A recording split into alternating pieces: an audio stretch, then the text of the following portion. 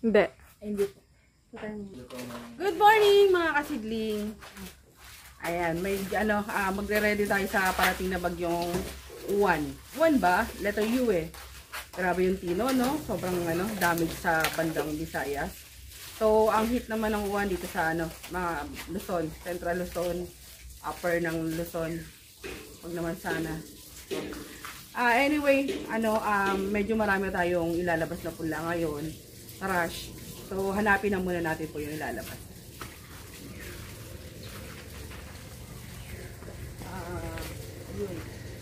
Ayun, nakita ko na agad. So, yun. Come. Ito yung So, yung etong panahon na to, November, ang marami po talaga ngayon, second batch ng pagtatanim ng talong. Ang mga bandang Nueva Ecija, Tarlac, lahat naman. So, yun pagkatapos ng taniman ng palay, no? Papunta na po yun sa tagtuyo ng ng mga palayan. So, yung hindi na sila magtatanim ng palay niyan, marami yung magtatanim na ng gulay. Yung ipapalit nila diyan, talong, kamatis, sili. So, ayun, nakita na agad natin yung ating pong target na pula.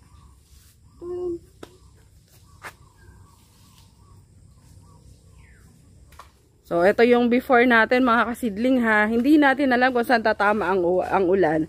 Pero ito ay super typhoon. Nakita naman natin yung tino. Grabe yung pinsala. Number 1 kalaban talaga. Nature is kalaban and syempre kaibigan. Pero hindi na talaga natin Ito yung isang bagay na hindi na natin magagawa pang. Wala tayong magagawa pa. So, ito yung ito yung papadala natin. Ito yung paparush natin pong ipaprocess sa mga bata. Ayan, before po ng ating greenhouse. Ayoko sabihin na wag sana tumama dito, pero sana na lang. Which is impossible na malusaw kasi malapit na po yung Ito yung before ng ating pong punlaan, and then later bababa tayo to check and tignan natin kung ano yung so, ayun, punta tayo mamaya sa baba doon sa greenhouse nating kawayan. Tingnan natin kung ano yung preparation na pwede natin gawin.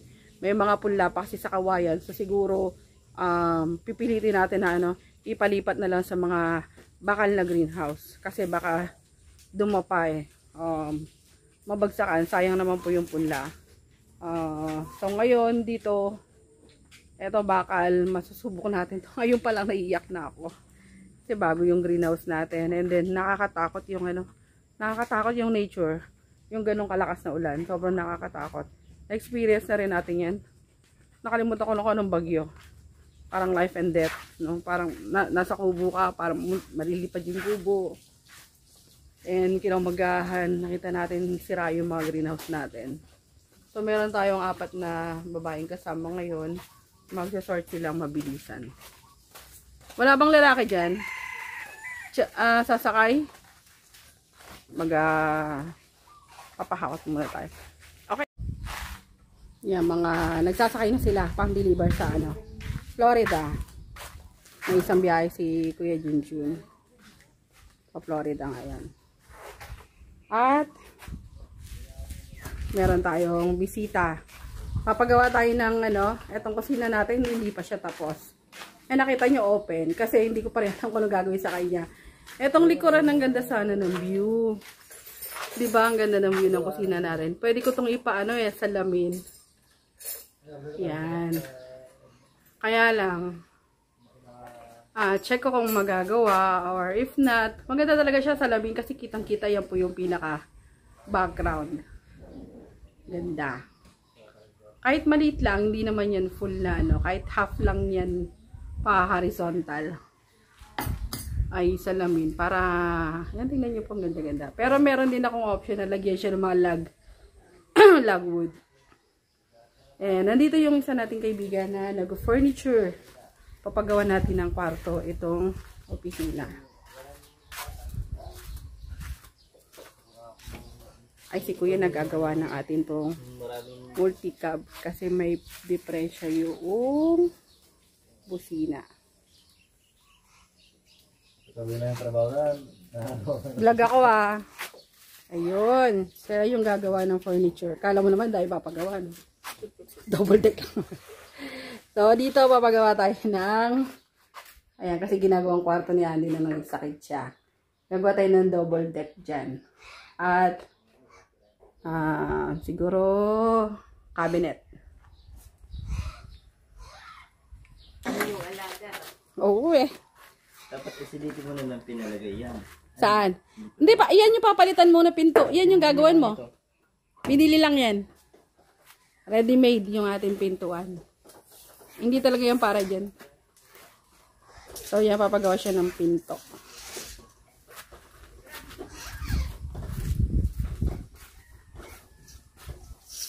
Sisikip sa test. O dito Okay lang. Wala namang problema. Lalagyan mo kasi ng amba, no? Lalagyan natin na 70 na lang yung finish niya. Okay lang.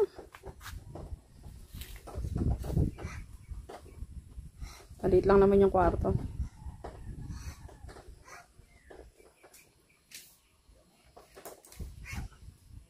Baka sisikat niya tayo, te. Ha? Sisikat tayo. Oo. Siyempre. Makakita natin yung gawa ni, ano.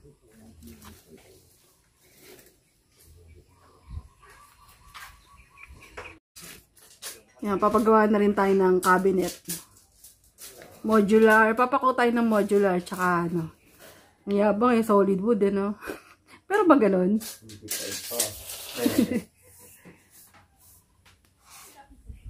Magpapagawa tayo ng, ano, ng cabinet na pael. Kasi maliit lang yung office natin para ma-maximize natin yung space. Tsaka hindi masyado makalat sa bandang baba.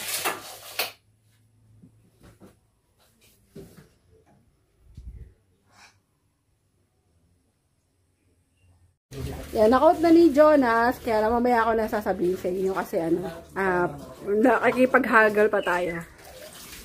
Han, di mo maganda salamin dyan, Han? Oo, ang ganda kasi ng view. Ayoko matanggal yung view eh. Titignan natin kung kano-kano. Maganda oh. Kung pwede nga lang buong salamin, no? Kaya lang mas marupo. Pero yung ganyan ano, ganda-ganda. Ganda-ganda talaga ako mga kasidling pag ganyan yung view ng kusina.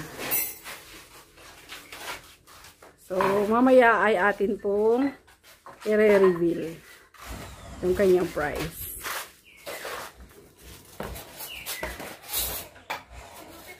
Tapos na kayo doon? Ayun, ito. At ate may mau.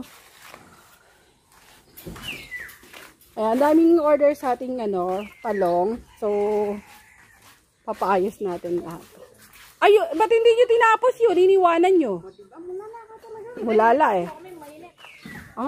Anong ka nainit? Hindi, mawa ito, ano nyo to. Yung mga ganito, ito po, yung mga ano pa, puro talong kasi ngayon yung hanap. So, tapusin nyo na lang yon, tapos i-forward nyo rito. So, yan, try natin magpa-out daw. Try lang. Sayang kasi po yung, ano, yung view niya. Natural. Dapat yung cabinet saka na. dito, pa-close mo siya. Oo, pwede rin. Hanggang dito lang tayo. Kasi so, close salamin o close na kahoy? Ano, concrete. Concrete. Dito. Okay. Kasi once na nagka-cabinet na dyan, hindi pwedeng open. Sige.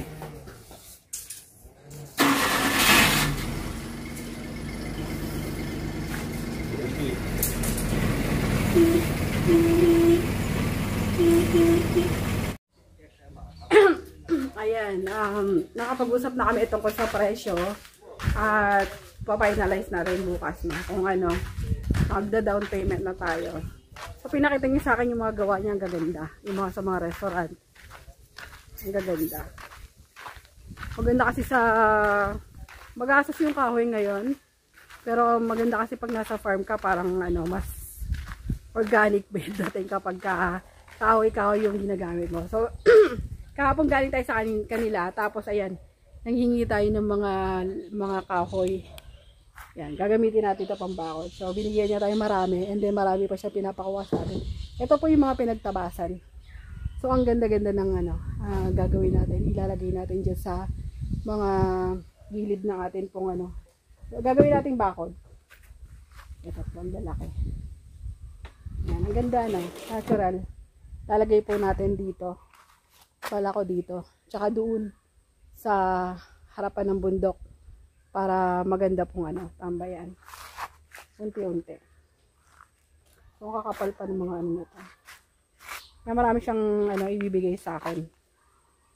At siguro pagka may budget, hindi ngayon at hindi sa susunod na taon, plano pa lang po, puro yung mga bahay na gawa sa kahoy. Ang ganda kasi tignan eh. Ay, magluto muna tayo mga kasidling kasi ay hali na. So, ito yung ating ulam for today. Ginisang upo. May nagbigay sa atin ng upo nung nakarang araw. Wala tayong may partner na any prito. Kaya yung ginawa natin ay dinamihan na lang po natin ang sahog na pork. Ayan, yan po. Yung ating frozen na yempo. So, malas na lang nung ayaw kumain ng ng gulay. Kain po tayo. Lakout na yung pinapagawa nating coating furniture. Palong kahoy. So, yung coat niya doon sa double deck na may pull out. Initially, 23,000. Yung kahoy na gagamitin niya ay mahogany. Sabi ko, ang taas. Kasi yung huling kuha ko dun sa double deck ko na nandun sa bahay, nasa 12,000 lang.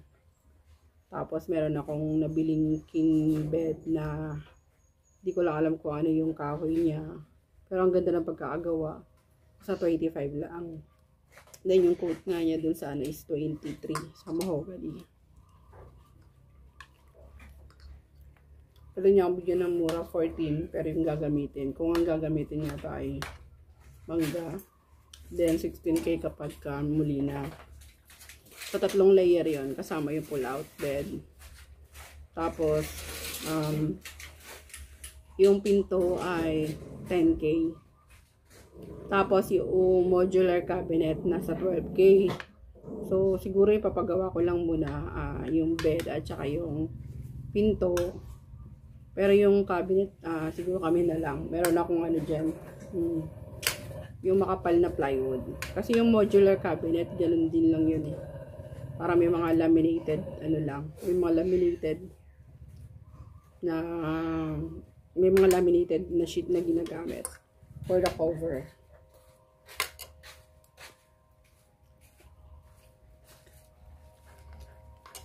Payapa ng ang payapa ng panahon. So, ang laki ng ulang bagyo na darating. Gayitong gayito. Yun yung kapag yung calm before the storm. So, medyo nag-worry na tayo. Iikot mo na ako mamaya sa baba pagkatapos ko pang kumain.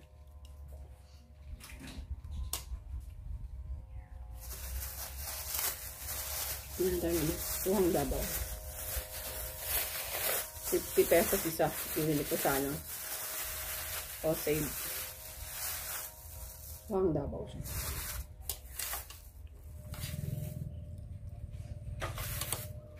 Yan kalmado po yung ating paligid ngayon. Pero may darating na masamang panahon. Pag ganyan ka, still yung paligid nakakatakot.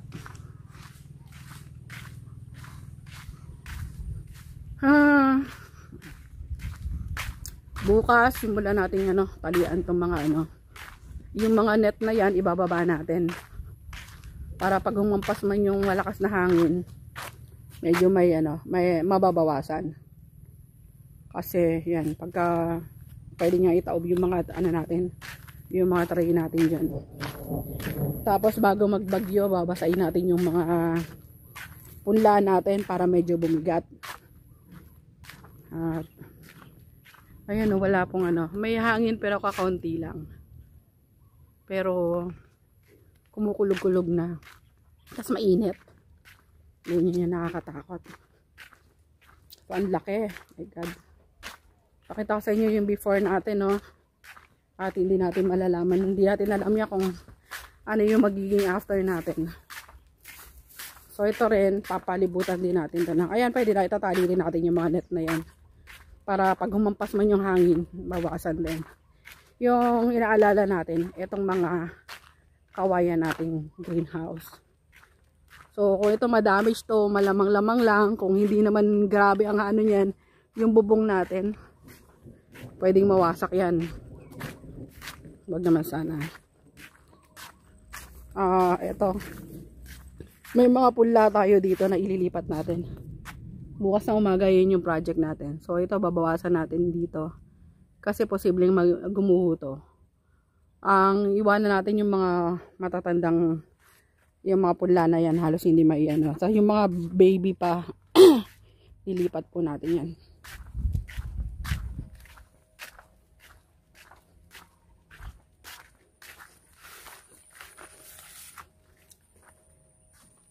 Ito mga baby na pula. Ay wow. Hindi pa natakipan. Diligan natin to. Hindi pa natakipan. Yan paulan na. So yung mga yan ililipat natin yan. Bukas hahanapan natin ng preso yung mga yan. Dahil pag talagang tatama Sabado, Linggo, tumama yung ano, yari tayo. Ayan na. Ulan na. Mainit oh. Tingnan nyo po. Yan. Tirik yung araw. Mainit. Walang hangin. Pero yan, simulang mula dito sa side na to madilim.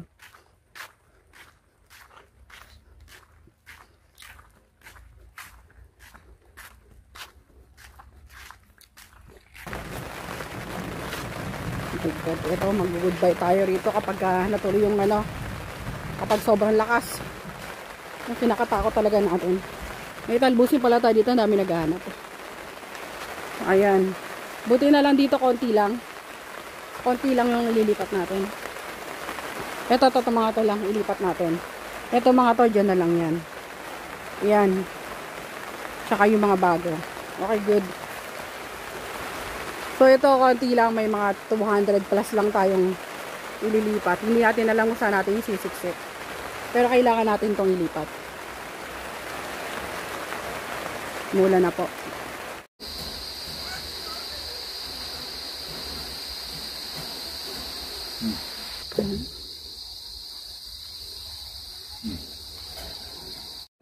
So yun na nga, pinag-usapan na namin ni Bay na bukas ng umaga ay lahat ng mga pula po sa bandang ibaba, yung kawayan natin na greenhouse ay atin pong i-aakyat. So yun yung trabaho nila. Kung hindi pa maulan bukas, yung mga bata na to, hindi, yung Saturday Sunday batch, papasok sila. Kung hindi maulan, bukas lang. Kasi hindi na natin alam. Pero I think Sunday po magla-landfall eh. Hindi pa natin alam kung saan po yung tama niya. So yun, bukas ay ililipat natin yung mga punla natin. Bigyan ko kayo ng update bukas. At hanggang dito na lang po muna yung ating vlog. Hanggang sa susunod po. Thank you.